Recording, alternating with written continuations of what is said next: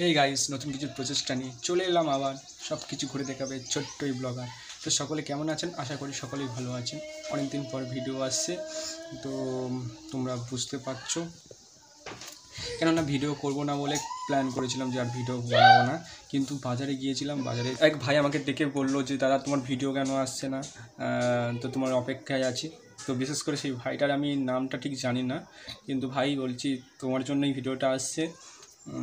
এবার হয়তো আনার চেষ্টা করব, কারণ আমাকে অনেকজন পছন্দ করো, অনেকজন পছন্দ করো না, তো তার জন্য ভিডিও এবার আসবে।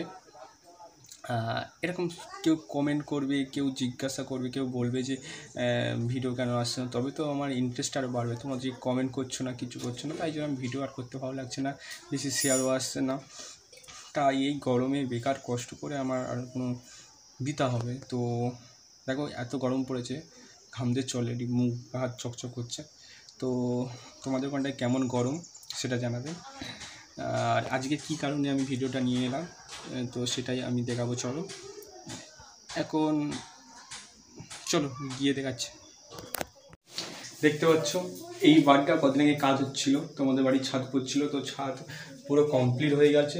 তো এখন বাড়িটা ঠিকভাবে কমপ্লিট হয়নি, তো কিছু কিছু মাজা হয়েছে দেয়ালগুলো, আর কিছু কিছু এখন মাজা হয়নি, কারণ সবে ঘর করে ওটা, তো এত সম্ভব না যে এত তাড়াতাড়ি এত কিছু করা।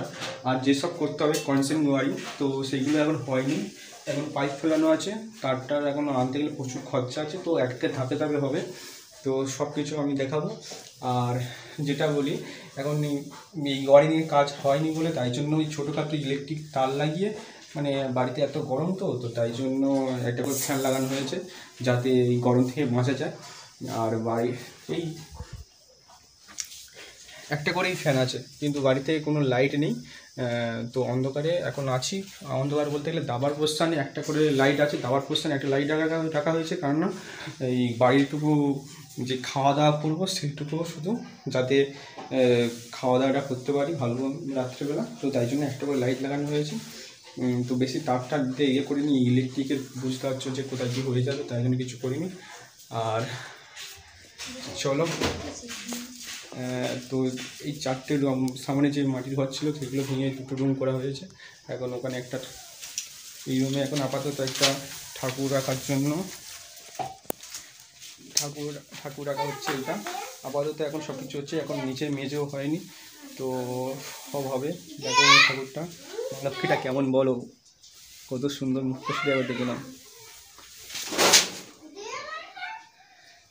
আর যেটা আরেকটা ভিডিও, যে এই রুমটা হচ্ছে এখন এমনি জামা কাপড় মেলানো হয় এই বর্ষাকালে। আর এখন কি কাজ হচ্ছে আমাদের বাড়িতে সেটাই তোমাদের দেখাবো। কাজটা হচ্ছে, দেখো এটা দেখে কি বুঝতে পারছো যে কাজটা হচ্ছে, সেটা হচ্ছে এই ইলিশ জাল। তো আমাদের নৌকা ট্রলার আছে, জানো যে ইলিশ মাছ ধরা হয়, তো আমার ভিডিও আসে। তো এই জালগুলো কিনে আনা হয়েছে, এই জালগুলো এবার বাঁধা হবে, তাই জন্য নতুন জাল তৈরি হচ্ছে। কারণ সিজন চলে আসছে, ভাদ্র, আষাঢ়, শ্রাবণ, ভাদ্র এইসব মাস থেকে আমরা শুরু করব।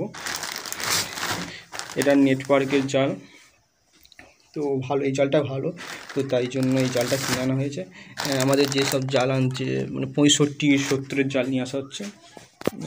তো দেখো এই জালগুলোকে আংলে করা হবে, আংলে করে এবার বোনা হচ্ছে।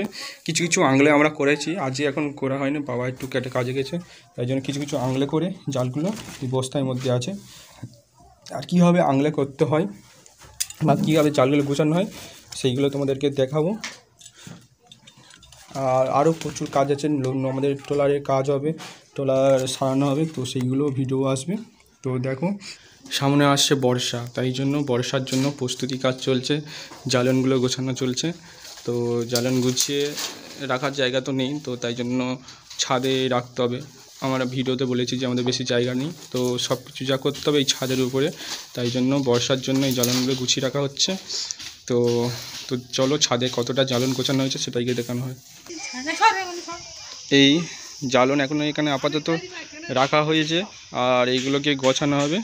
আর জায়গা নেই বলে তুলসী থানটা দেখা যাচ্ছে, তুলসী থানটা এইখানেই করা হয়েছে তুলসী গাছে। আর জ্বালানগুলো গোছানো হবে, গুছিয়ে এখানে টাল করা হবে, আর এখানেই সব জ্বালান রাখা হবে।